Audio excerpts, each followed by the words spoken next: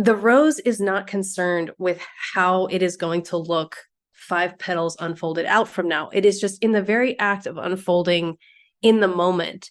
And if we can live our lives more like that, the entire experience of being alive would be completely different, because we would not have this. So often, like what you were talking about with the voice, a huge part of what I feel that is about is this experience of essentially judging ourselves from the outside before we've even had a chance to say something. And so that can often shut down the impulse to share something at all, because what will people think?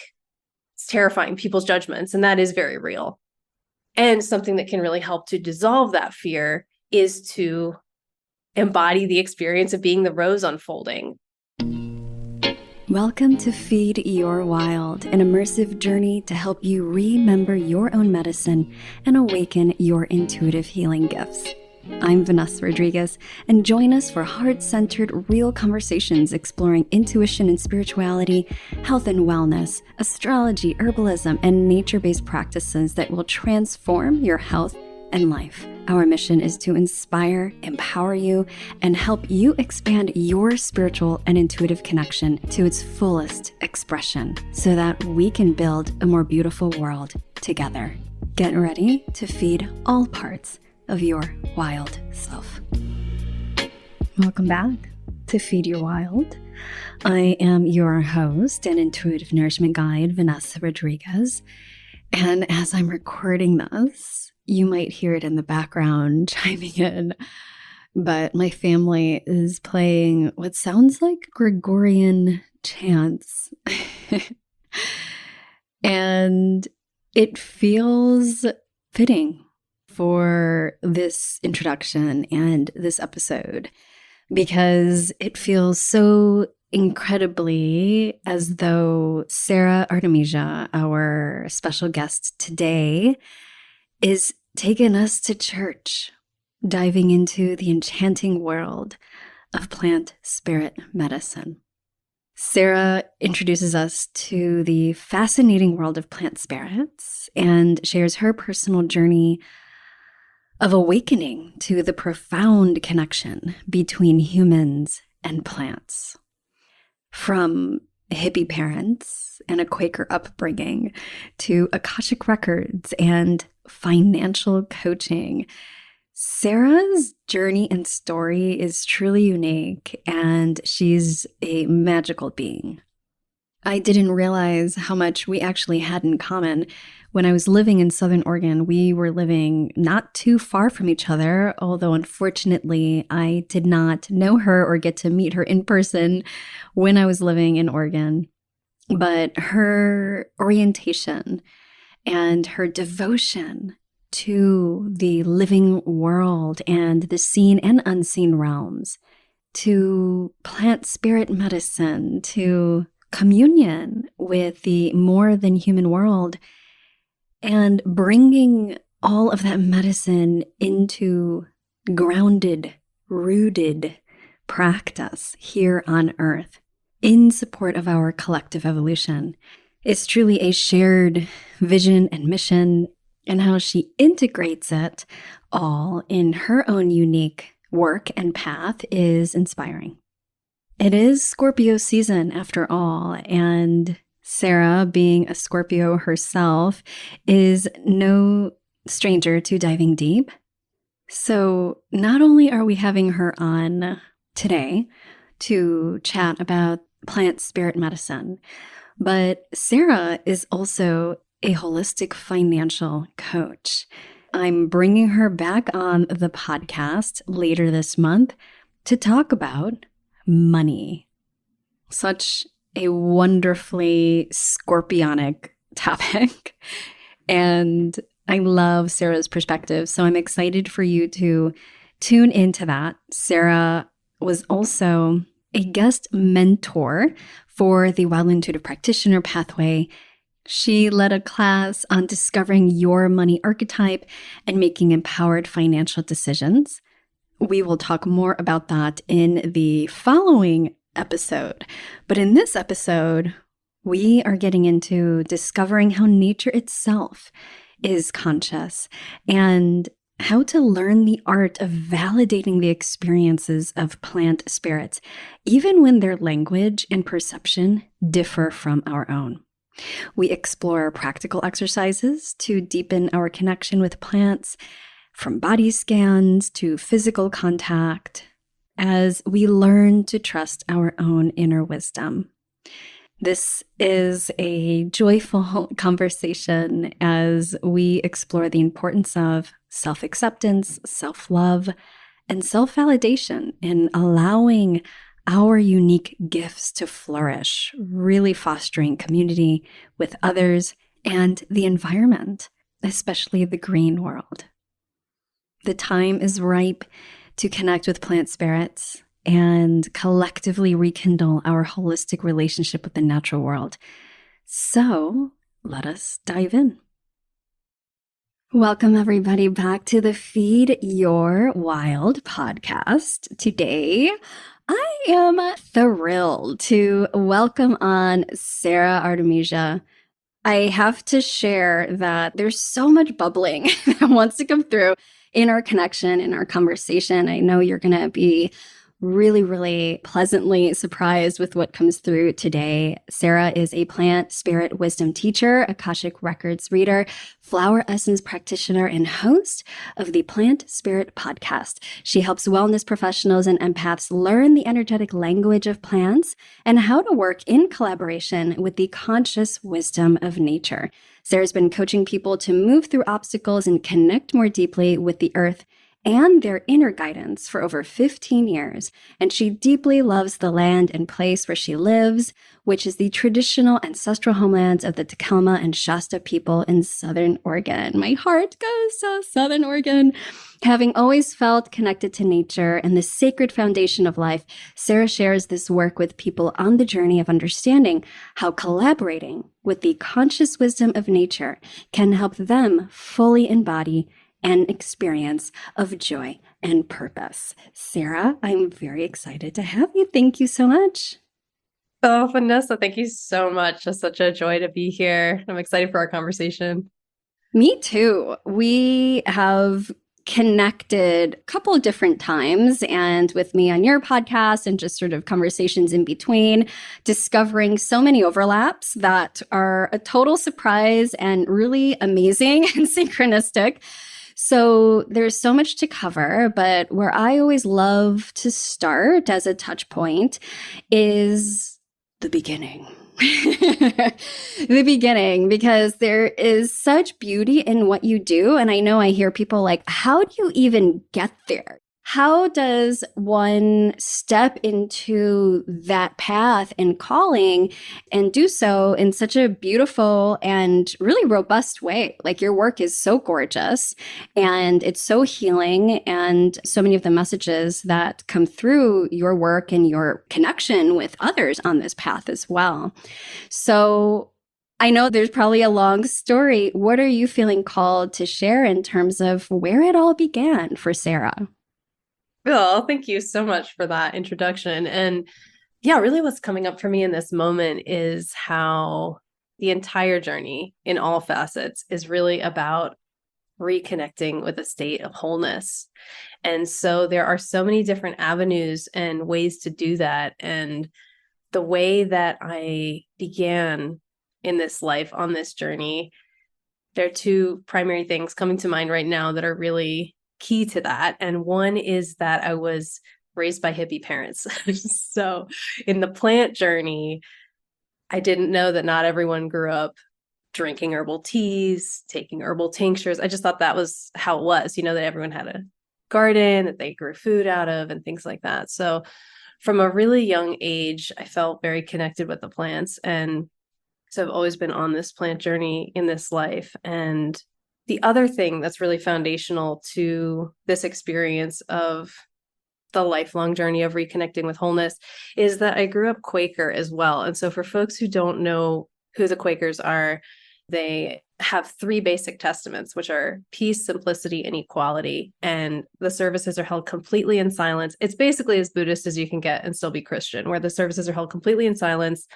Even as a kid, you'll sit for an hour, tune into what is the inner light or inner voice within saying. And then if you feel called to share that with the group, you stand up. You could be 5, 85, doesn't matter what age, and then share the message and then sit back down. And then the whole rest of the service stays in silence. So for me, that aspect of connecting in with the inner wisdom, the inner voice within, I'm so grateful that that was a huge foundational part of my worldview growing up, because for me it's super foundational in the experience of connecting with plants, with humans too, with anyone, to just know what is going on internally in the core self at any given moment, that there's a way to do that, to access what that is. And that for me is very simply sitting in silence and tuning in. So that I would say is really the foundation of all my work in every modality that I have ever worked in.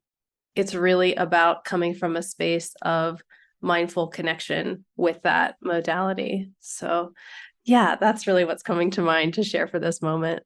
That's so profound. And it also makes me think about how, gosh, such a gift to orient oneself to that inner world and state, but then also cultivating the trust in what comes through, in what you receive or perceive, and then to be able to use your voice to share that with a group in a community.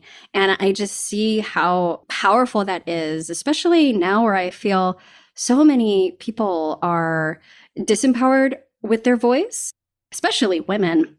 And even growing up, I mean, I myself had this a little bit, but I see it even more so with my parents and slightly older generations, where kids were not allowed to share their input.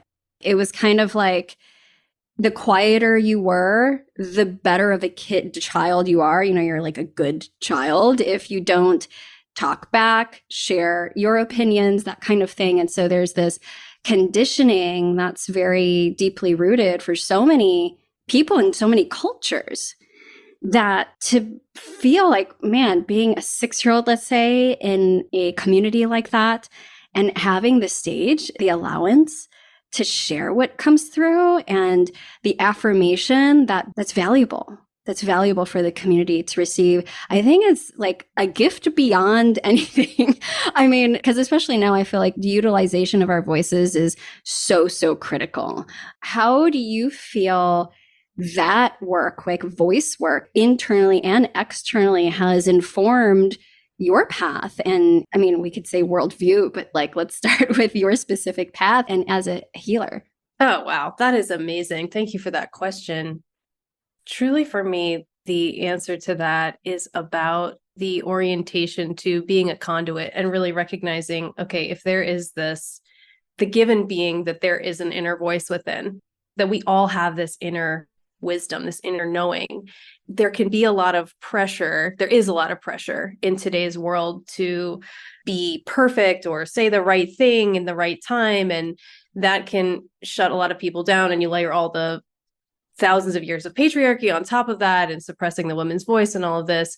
So what's been so helpful for me in this process is to really tune in and orient myself as a conduit for the message that wants to come through. And what I mean by that is, there's a phrase that came to me about 20 years ago, which is doing as the spilling of your being. And so this is how I try to orient in everything that I do, whether that is with the plant spirit work, financial coaching at Akashic Records, friendships, relationships with people, with plants, with all life, that how can, to just pose this question and let my actions be the response to that inquiry of how in this moment my doing, can my actions be the spilling of my being? And however that comes out is how that comes out. And what's coming to mind in this moment, are you familiar with the painter Jackson Pollock? Yes, yeah. So he's one of my favorite painters of all time, not because I like the aesthetic of his work at all. And for those of you who aren't familiar with his work, he is a modern painter who would just take blobs of paint and throw them on the canvas at random. It's not a particularly attractive looking work. It has a very contemporary aesthetic. There's no shapes, there's no forms that he's trying to create. And I love his approach to painting, because his whole approach is about how the very act of throwing the paint onto the canvas is itself a meditation, that what then is the physical result of that is secondary to the very act of being in meditation as he's throwing the paint, or as he was throwing the paint. And so That to me has been incredibly inspiring in this living of answering that inquiry of how can what I do be a natural spilling of the inner core being inside, and that how it looks is secondary because the essence of what is coming through is primary, and the beauty that comes out of that. And I see this with the plants as well. For example, another way that I witnessed this kind of experience is in watching flowers bloom, how they're not concerned with, for example, when I look at a rosebud unfold, the rose is not concerned with how it is going to look 5 petals unfolded out from now. It is just in the very act of unfolding in the moment. And if we can live our lives more like that, the entire experience of being alive would be completely different, because we would not have this so often, like what you were talking about with the voice. A huge part of what I feel that is about is this experience of essentially judging ourselves from the outside before we've even had a chance to say something. And so that can often shut down the impulse to share something at all, because what will people think? It's terrifying, people's judgments, and that is very real. And something that can really help to dissolve that fear is to embody the experience of being the rose unfolding, of, what does it mean to unfold in this moment from the inside out, not to judge it, but to come from that place of unfolding from the inside out and really notice what arises. And you'll be surprised because it's not premeditated. It's this very natural being in the moment.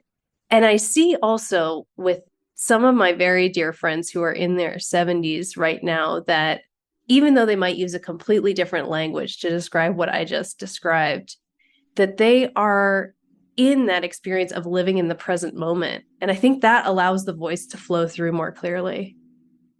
I adore this image and what feels like an invitation to embody that in full presence. It feels like a contemplative practice. It feels like a living meditation, bringing us to the present, but not just that. It's like alive and awake to the present. So like where you're actually alive and awake to the living experience of it, which I think moves us in ways that we can't really comprehend with our mind, right? Like I know that I've had certain instances like that I could look back on and say, even though on the outside it didn't look like anything, quote, happened, but the internal shift or transformation was life-changing, because it maybe like took me to a different vantage point, like took me to a different timeline, right? Like whatever way you want to describe it. And, what's coming through about this also is as you do this, I'm speaking from my experience, and I'm assuming that this is true for most people, is that you also become so acutely aware of your own being, your own voice in that process. Because I feel like so many of us carry lots of different voices that we don't even realize are not ours. Lots of conditioning, lots of thought forms, like lots of different things that are in our field and in our genes, in our bones. And then communing with other energies, for example, plant spirits. So with all of that being said, I'm curious your experience and orientation around communion with self in that way, if there's anything that comes through you about that you'd like to speak to, but also communion with other voices, whether it was like voices that you're carrying or voices that you're consciously working with, or maybe like you're not even consciously working with, but like you're like, whoa, this is not mine. Yeah, I'd love to hear like any insights that come through about that. Yeah, the first thing that's coming to mind actually is one of my first experiences that I had where I was aware of plant consciousness and experiencing that. And so I used to work in wilderness therapy many years ago, and we'd be gone for 1 week, 2 weeks at a time, taking at-risk youth out into the wilderness, doing therapeutic processing groups, lots of backpacking, lots of hiking.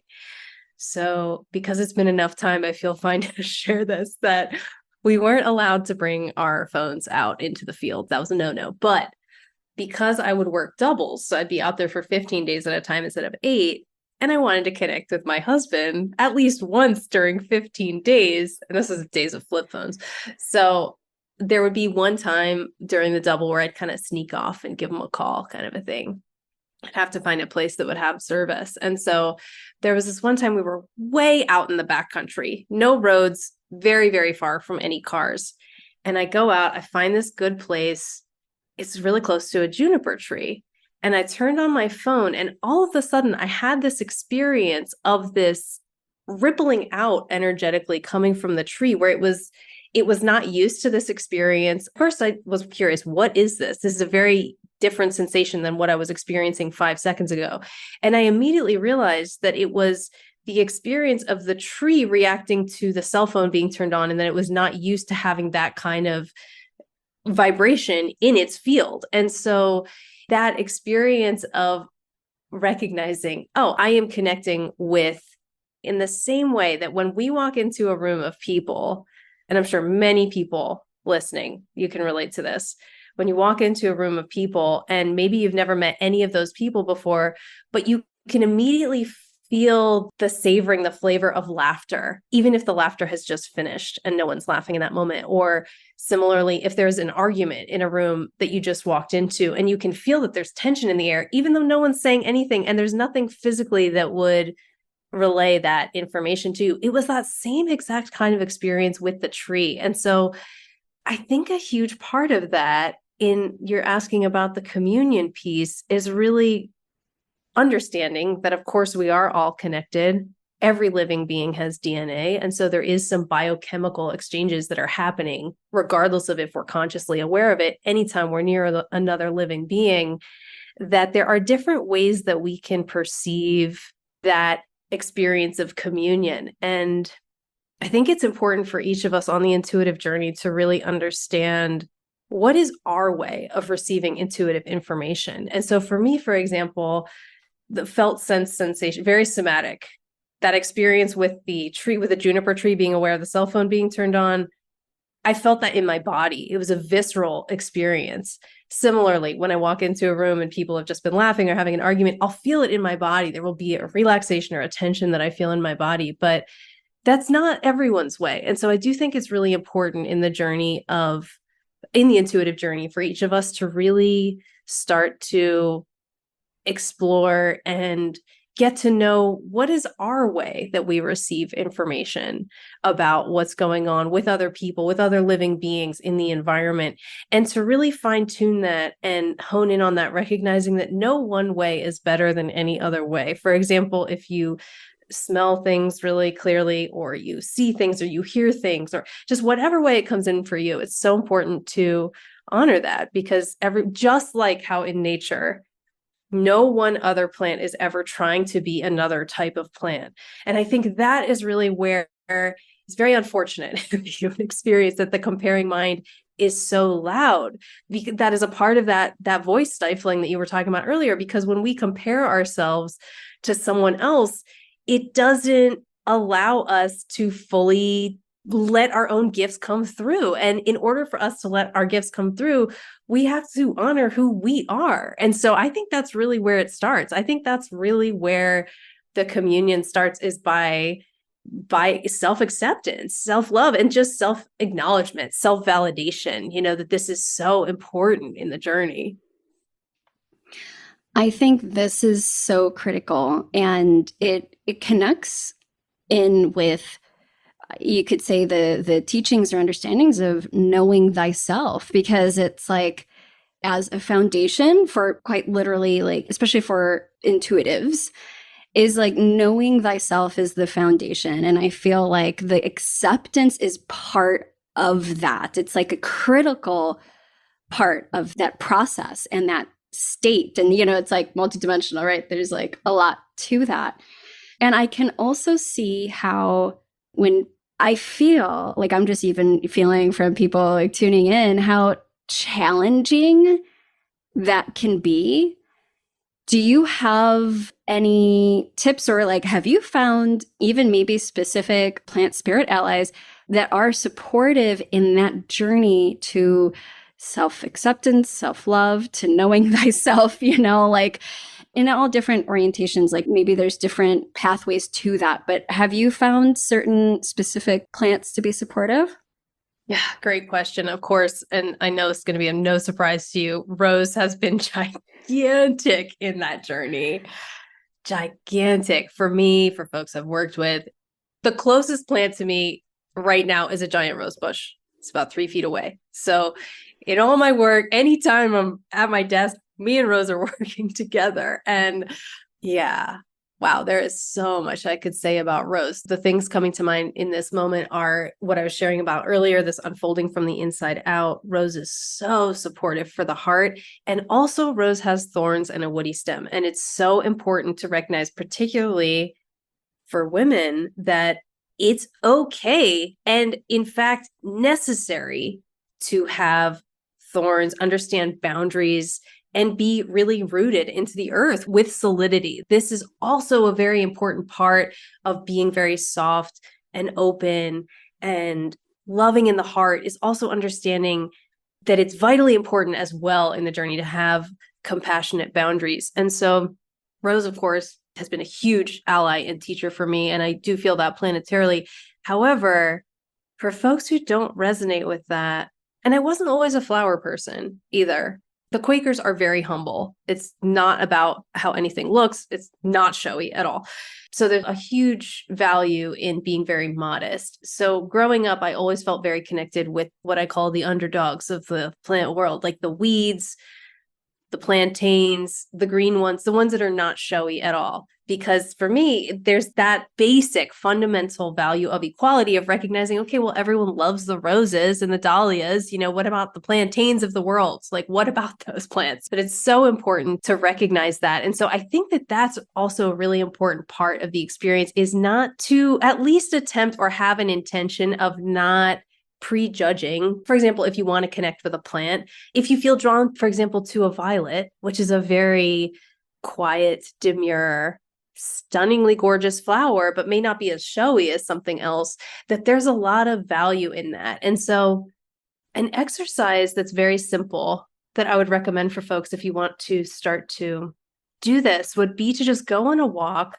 Ideally, if you can, not with your dog, if your ritual is to walk your dog every day and go outside, because that can be kind of distracting. So just to find maybe 20 minutes where you can go for a walk outside and just have a soft gaze. And what I mean by that is when you're walking and you're aware of your peripheral vision, where it's not so focused front and center, but just to have the intention to go for a walk as if your peripheral vision is your entire vision. So it's very soft. You're just kind of almost as if you're listening through your eyeballs. It's like that. Rather than looking out, you're listening in through your eyes.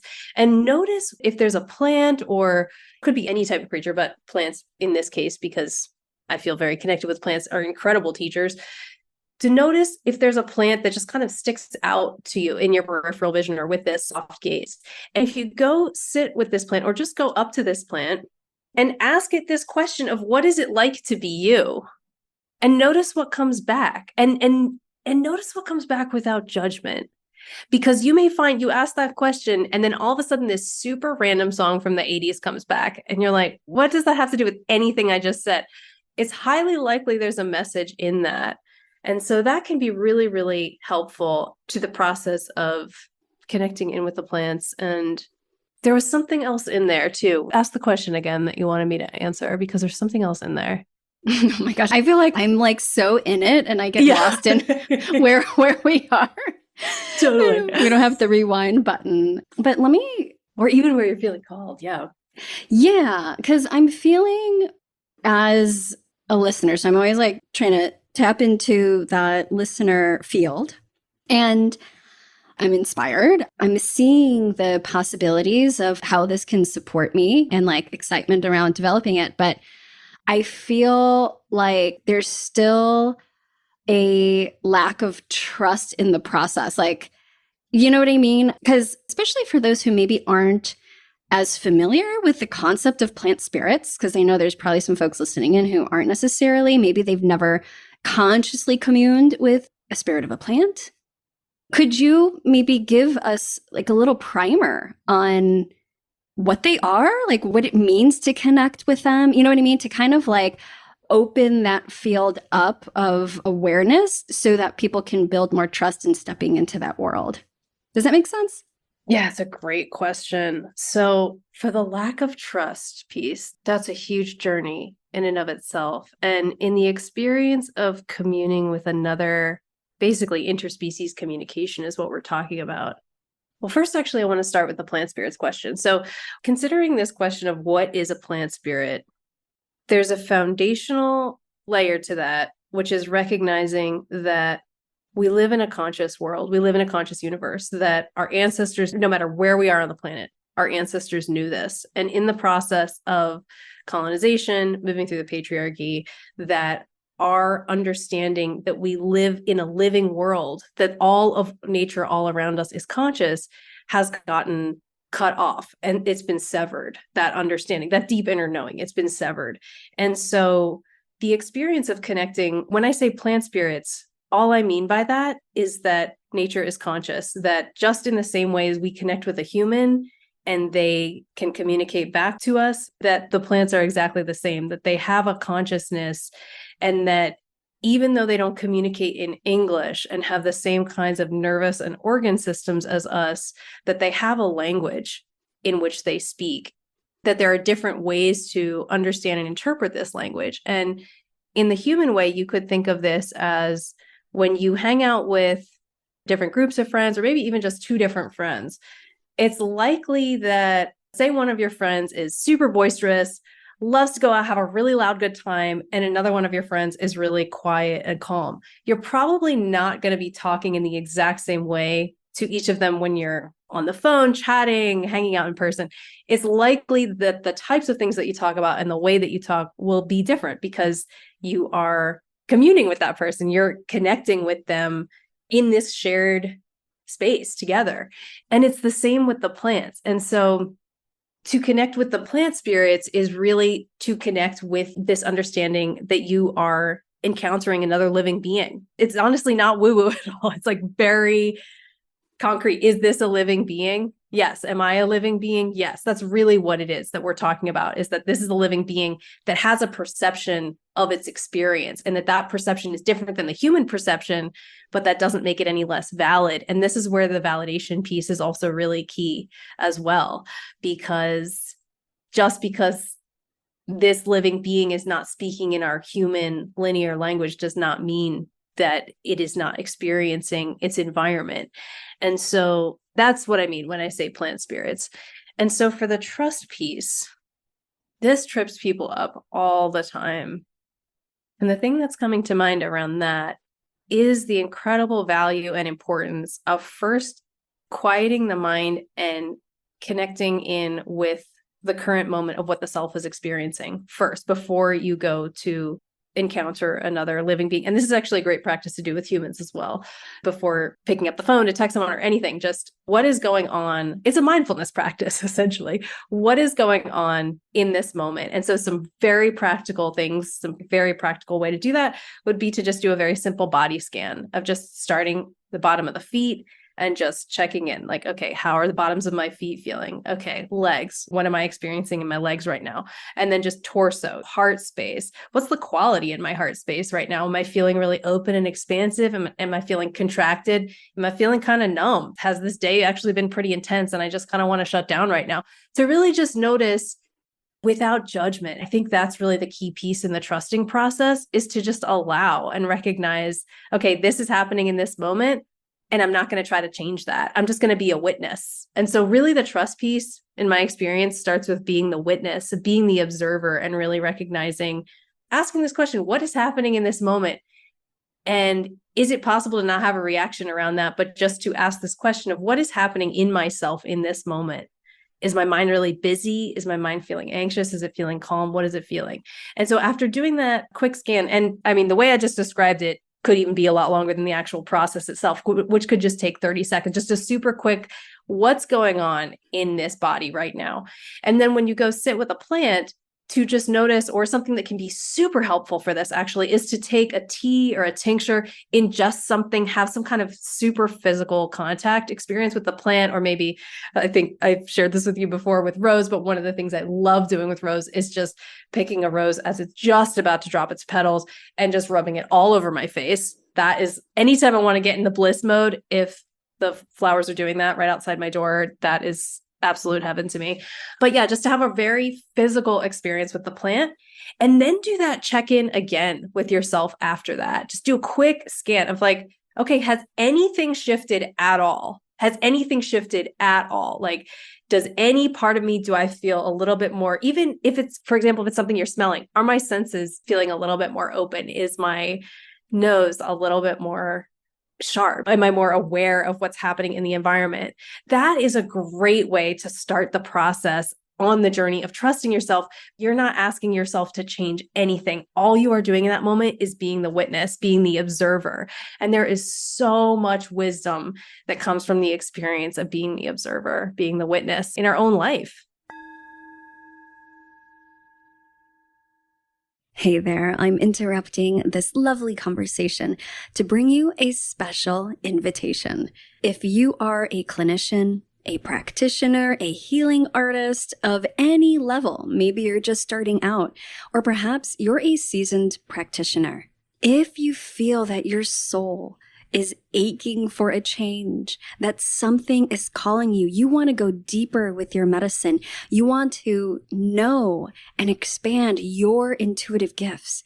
You know that your calling is to be an intuitive holistic healer, but you're not sure what that means or looks like. Well, I have a special private training where you will learn my 3-part intuitive healing matrix.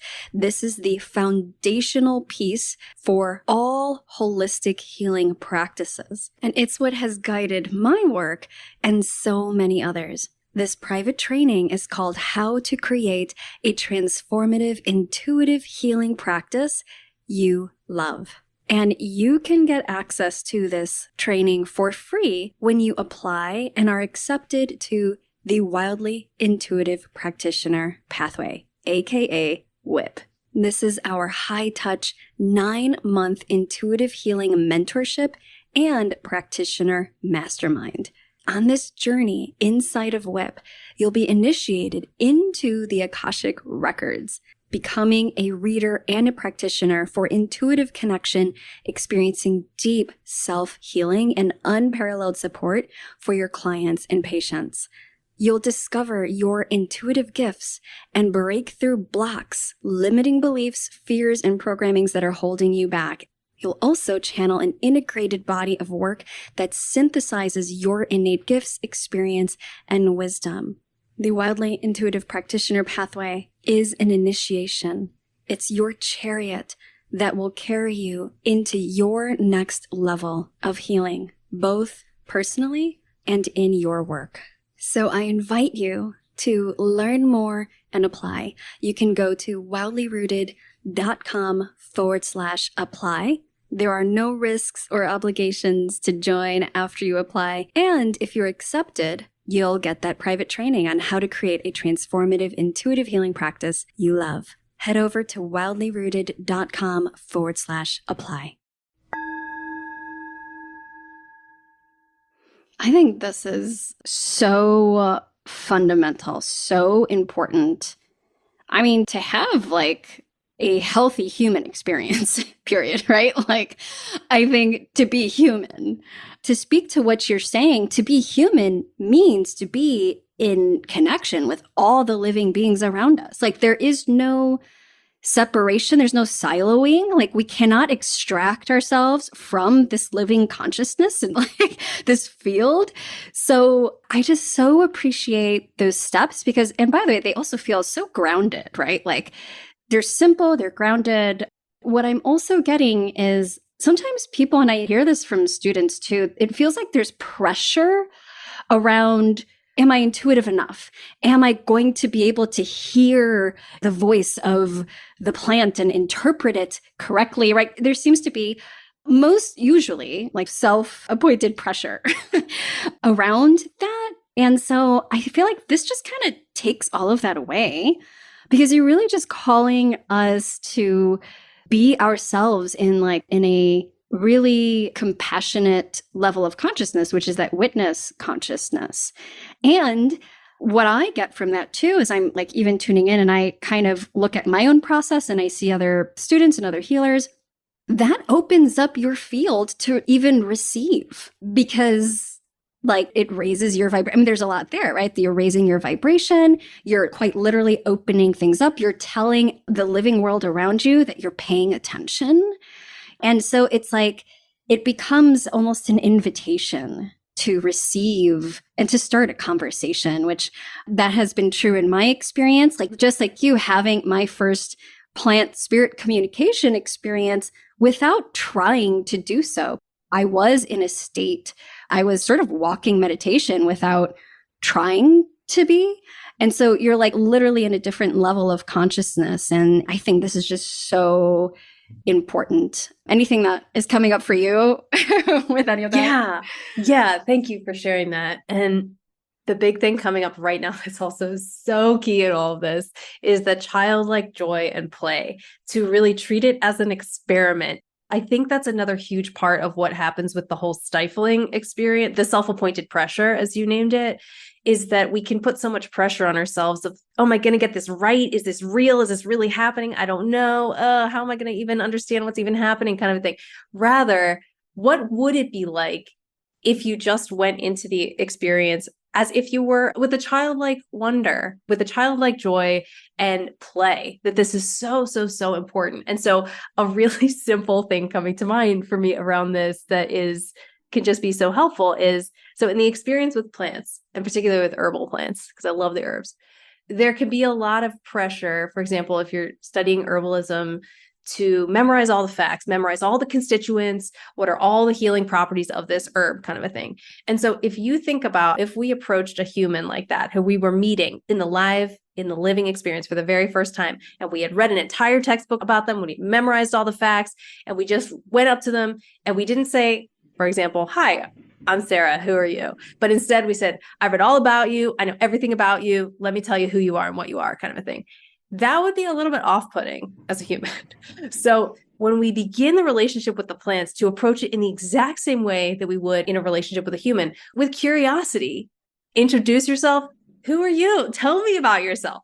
And it's likely that that plant is not going to tell you in English. It's going to tell you through maybe the way that the light is filtering through the leaves and the way that the leaves are rustling, or the shape of the flower, or with trees, for example, recognizing the way that the tree trunk looks. Does it feel really strong? Does it feel really nourished? What are just some environmental cues that you're picking up? And then through that, there are these different layers that unfold. So that is so essential. And if you think about your experiences with human relationships, it's likely that the ones that you have in your life that have an element of childlike play or joy do really inspire a lot of joy. And so for me, that is the whole, well, two things in the journey with the plants: massive amounts of healing that can be catalyzed in a very short amount of time, that the plants support that. And also that it is a very joyful path. And so that is why I love plants, because it's the path of joy and healing. And I can't think of anything better, honestly. So I just love them because of that. Totally. And I feel like they don't have the same baggage that other humans do. When like you enter into a relationship, when you were talking and like really orienting, which I think is really helpful for us people to hear, is like, how would you connect with another human? Well, you want mutual respect too. And that's an essential part of this communion with another being. And this is also reminding me, which I didn't tell you before we hopped on, but I was called to pull a tarot card. Sometimes I'm like asked to do that for a particular episode. And I got Two of Cups. So I'm showing Sara right now. I got Two of Cups. And when I tuned into Two of Cups, I was like, this is interesting. Because for me, like the word that was coming in was partnership.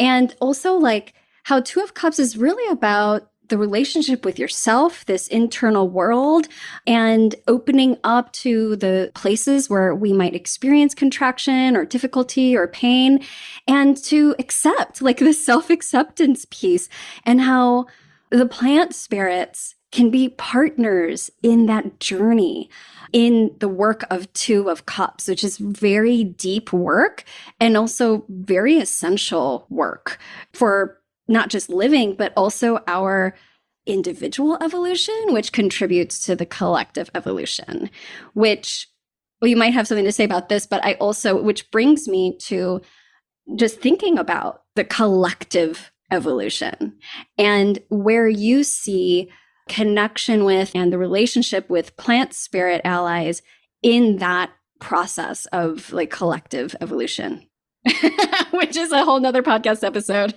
Oh yeah, that is so big. That's so big. Well, first of all, I love that you pulled the Two of Cups. Immediately, what came up for me around that is relationship. It's all about relationship. And so if we're looking at relationship with self, relationship with other people, relationship with the earth, relationship with the entire collective, that there's this experience of the microcosm and the macrocosm. That's really what I'm feeling with this Two of Cups experience. And when you're talking about the individual evolution and how this connects the collective evolution, this is exactly the experience of the microcosm. Because when we are in tune with, if we think of ourselves, and if this is not your belief system, I would just encourage you to just imagine, what would this be like if this were true? Kind of in the same way of the experimentation, the play of, if you imagine that your body is a microcosm of the earth and you love the earth so much, there's a disconnect happening every time you experience self-loathing,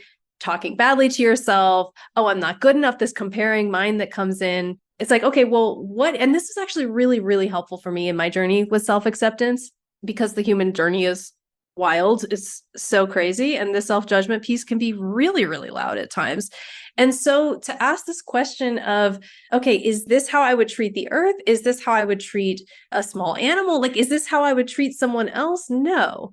So to then just flip the lens a little bit and say, okay, if I was orienting to the earth right now, how would I orient to this body? It's like, it's orienting to the body as earth, understanding that whatever we are experiencing in the microcosm, it ripples out to the macrocosm. And so this is why my whole orientation to my work is really starting from within, because when we start from within, there's this natural rippling out experience that occurs. And I'm sure many of you who are listening had this experience of recognizing that, I mean, of course, the entire world in the past few years, there's been massive changes, that we are clearly going through a massive time of transformational shifting on the planet. And so there's a lot of challenges that come with that. And something really amazing that comes with that is that we can be in a space where we start to imagine and dream into, and then start to live into, what is the life that we want to create on this planet together, to really ask that question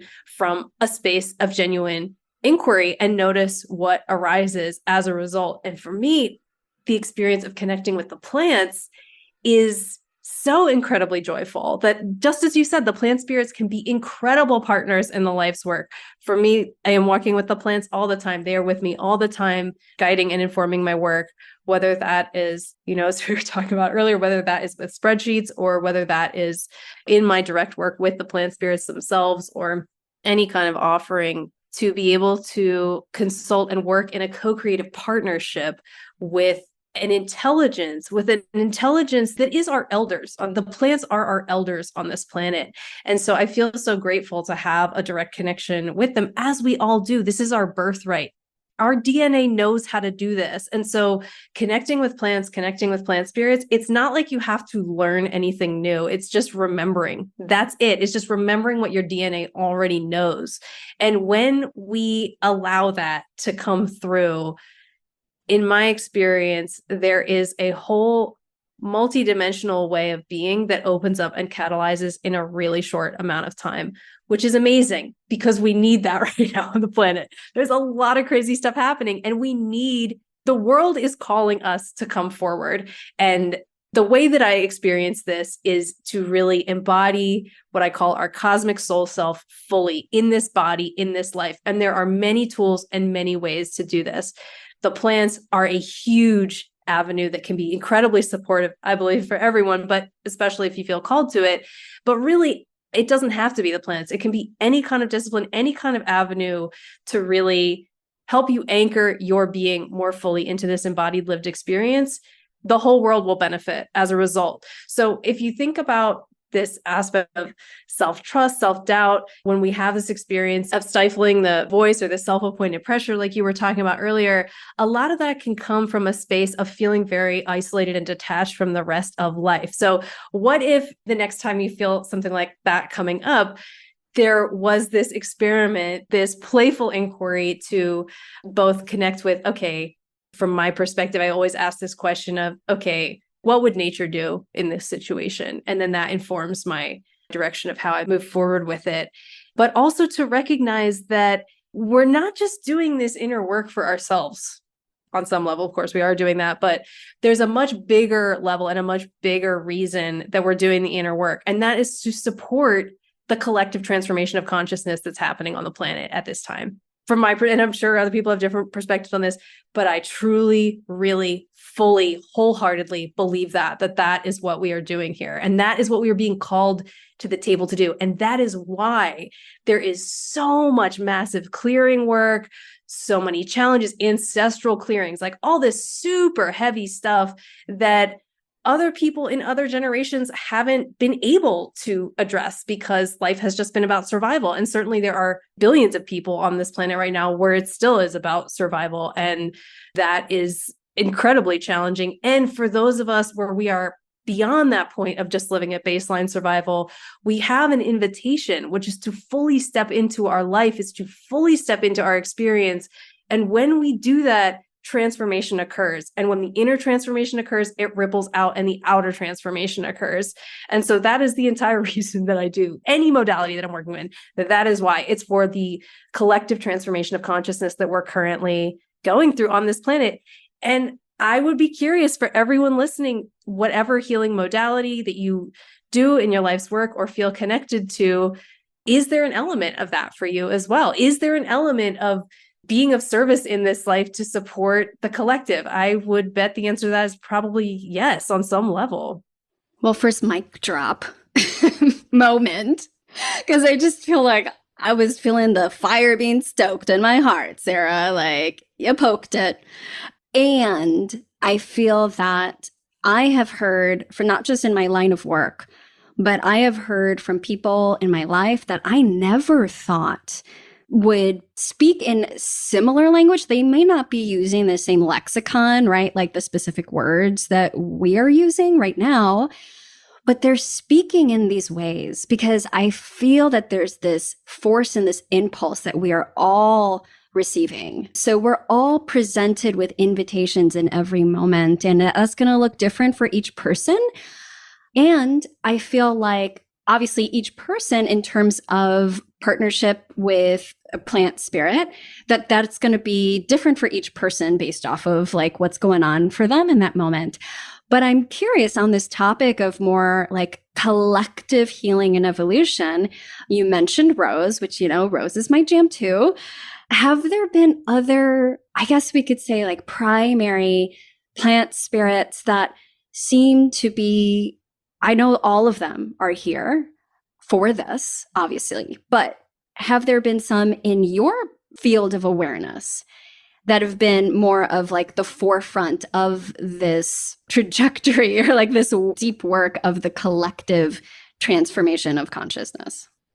Great question. And absolutely. The trees, for sure. 100,000,000%. So the way that I experience trees energetically is that trees are pillars of light all around the planet. And as this experience, and so what the trees connect the earthly consciousness with the cosmos, that their leaves, their branches are antenna. And if you look at the way that tree branches are coming back to this microcosm, macrocosm experience, which really is about recognizing that we live in a fractal universe, that the patterns that we see when we focalize very small, when we microscope really small into what the center of an atom looks like, and then we macroscope way out to the galaxy, there's a lot of similarities. Just even the fact that our galaxy is the shape of a spiral, that there are these inherent patterns. And that's what I mean by living in a fractal universe, is that there are inherent patterns that we see in all different levels of life, of living reality. And so with the trees, for example, if you've ever looked at the way that our brain, our nervous system looks, it looks a lot like a tree. We've got brainstem and we have a brain. So if you look at the different dendritic ways, which is just basically the branching ways that the neurons work in our brains, they look a lot like tree branches. And so the tree branches are essentially, so yeah, there's two things coming up huge. So the trees and then also the mycelial network. But I first want to talk about the trees. So with the trees, there is this direct communication happening between the earth and the heavens, straight through the tree trunk and out through the branches, happening energetically all the time. As trees are continuing to get cut down, what I hear from them directly is that there's an invitation for those of us who also feel connected to trees to essentially be like the tree, to be of our tree nature. And what I mean by that is to recognize that we have a trunk. When we stand up straight and tall, that's a completely different experience from when we're slumped over. And so when we stand up straight and tall, to just imagine or visualize basically the self being a conduit of light, this pillar of light, that we can also be anchors of light on this planet. And so that's a huge invitation from the trees in terms of the collective transformation of consciousness. And if you feel called to do that, I would just invite you to walk up to a tree quietly, or you could ask it out loud if there's no one else around too, just to ask, what is it that you're doing? And notice what comes back. And then ask, okay, how can I embody that in my own body right now? How can I embody that? And just play with it. Again, it's just play with it. So that's the first group of beings that I feel like are super supportive for the collective transformation going on right now. And the other, of course, is the mycelial network, which is the underground. People have talked about it as being the internet of nature. I truly feel that it's actually the brain of nature, that the way the information moves through the mycelial network, which is basically just the underground network of mushrooms that all plants communicate, they will exchange nutrients. It's been scientifically proven that trees, for example, they will exchange nutrients through the mycelial network.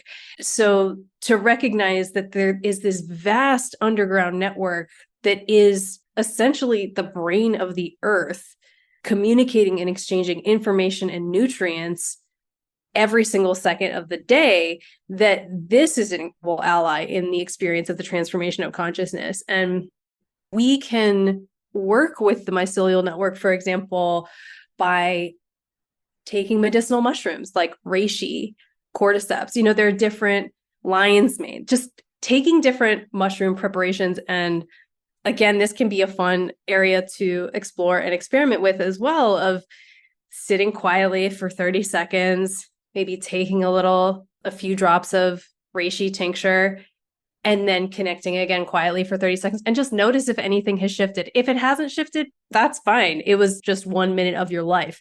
But you may start to notice that there are different things that you become subtly aware of that are shifting when we work with the mushrooms. And so the thing that's so amazing about the mushrooms as well is that they are incredible transmuters. And there's been Paul Stamets, for example, I saw him speak in 2006 in Oakland, and he was talking at that time about how they were putting oyster mushrooms on top of oil spills because the oyster mushrooms can break down the carbon and hydrogen chains, separately digest them, and then to the point where we could actually eat that mushroom. So there's a lot of medicine, both physically and metaphorically, in the experience of the mushrooms, in recognizing there's a lot of trash on this planet that humans have created over thousands of years.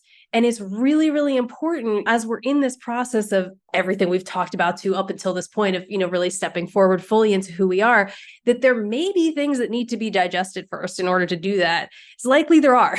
So the mushrooms can be incredible allies in that, both individually and then planetarily on every single level, even just the physicality of helping to clean up oil spills. I mean, that's an incredible gift that they offer. There is so much running through me right now about all of this. First, I just want to share, when you talk about how the trees are giving you the message of be the tree. I've gotten that message so many times when I've connected with the records and opened up. And I think it's also helpful to have that repetition of like, hey, remember this, remember this. The invitation is still open. The invitation is still open. So I've had some Akashic Soul Nourishment readings that I've shared on the podcast where like multiple of them are talking about the trees and those messages. And I just love how you are receiving that and you're sharing that right now. And I also love how, like, especially with mushroom and mycelium, how they're making themselves known. I feel like there are different in the zeitgeist, there's rises of certain energies. And I feel like the mushrooms, especially with more, what would you call it, like mainstream media, like news around adaptogenic herbal medicine, right? Like mushrooms making a big show in that scene, but also microdosing is growing and in awareness. A lot of people that I know are very interested in it, people who I never thought would be interested in plant medicine as a modality to support them in very serious conditions. And I think we've gotten to a point in the collective where a lot of people are turning to these plant allies and I guess what would be called alternative healing methods, although we can see them really as like primary healing methods, right? Because we see the systems are broken. We see how there's this almost like top-down, like breaking of these structures and needing to build parallel systems, which is what the mycelium does, right? Like building parallel systems. And so I love that reminder. I love the invitation to connect with these. I really invite everybody just to sort of tune in and start simple, start where you're at, and start with what is calling you most in this moment. And maybe it's a flower, maybe it's a specific tree, maybe it is with mushroom. And you gave so many beautiful pearls. So thank you so much, Sara, on like pathways to building that relationship for our individual healing and collective as well. There is so much more that I want to talk about and say. And like, I love how there's that like little gem drop of also like you do financial coaching, which I want to do another podcast episode on that. Like, I don't know if you'd be open to come back on. Cause it's like, what? Like this Akashic record reader and flower essence practitioner and like mystic, and she knows her way around a spreadsheet and money. Okay. Like you can't get better than that, Sara. Would you be down in the future? I would love that. Oh, thank you. Yeah, absolutely. So fun. I love talking with you. It's so fun. Yeah. And for many of you, like if you're new listeners, you probably, if you're an OG, maybe you heard it like in my first episode, but I never really talk about this. I also have a history of working within the financial industry as well. And I am currently, it's been a year now that I have been receiving the call to talk about that more. I've been doing a lot of work around my relationship with money. I see how really important this is for healers. And there's so much there. So I would love to have an outlet in this space to jam with you on that, because I think there's so much to say and unearth that I'm like, maybe haven't even tapped into. So stay tuned for that, folks. Juicy. All right, Sara. Well, I'm bathing, in all of this goodness. I would love for people to connect with you further. I know that they're going to want to learn more about your work and how they can find you. So what are the best pathways to that? And yeah, so we'll just start there. Oh, thank you. Yes. So my website is multidimensionalnature.com. And you can also find me on Instagram at multidimensional.nature. I have a Facebook group called the Plant Spirit Herbalism Facebook group. And for financial coaching, you can find me at financialabundancecoach.com. And one last thing, I have a free workshop. If you really want to explore deeper how to connect directly with plant spirits, communicate with plants, I have a workshop on how to communicate with plant consciousness. It's called How to Learn Plant Language. And the website for that is learnplantlanguage.com. Beautiful. Well, we have one more question that I have to ask you, Sara, before we let you go. And that is, what is currently feeding your wild? Whether that's body, mind, soul, all the things right now. Well, at this very moment, this Angelica Tulsi flower essence that I made a few days ago that I took at the very beginning of this episode has just been absolutely amazing. And what I've been experiencing with this essence is this incredible experience from the Angelica of a very soft radiance. It's soft, it's quiet, it's not so out there and loud. It's the soft radiance in the heart. And then with Tulsi, this incredible experience of being in the divine flow of life and really surrendering to that. So I've been having this experience while taking this essence of really experiencing myself as this ball of soft, radiant light, being in the flow of life. And that has been absolutely amazing. So that's what's coming up this hour.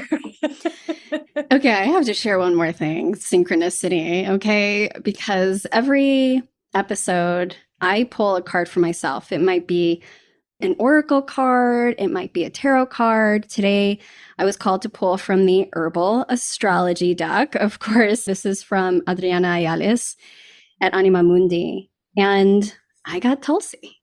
Of course. Love it. Oh my goodness. And what I got, and like with their orientation of Tulsi and within this specific oracle deck, Tulsi's connected with wealth. And I think just like the little bits that we just spoke of and planting the seeds for maybe another conversation, it fits right in. So thank you so much, Sara, for all that you do, this amazing transmission, really, it felt like today. And I'm excited to continue on this path and whatever it looks like in our interweavings. So thanks for coming on again. Thank you so much, Vanessa. Just such a joy. And you are fully stepped in with your cosmic soul self. And it is so wonderful to connect. And I am just blown away by the overlaps as well. I just love it. But thank you so much for listening to what wants to come through and doing it. Because if you weren't doing that, none of this would be happening. So I just think it's amazing. So thank you. High fives all around, girl. I love it. All right, everybody. Thank you so much for tuning in. And please reach out to us on Instagram. I'm at Wildly Rooted. We'd love to continue this conversation. And I'll make sure to have all the links, of course, in the show notes. But do you have a specific handle that they could reach you at? Yeah, so it's at multidimensional.nature. Cool. All right, everybody. We'd love to continue the convo and sending you all the love and blessings. Now go forth and connect with the plant spirits.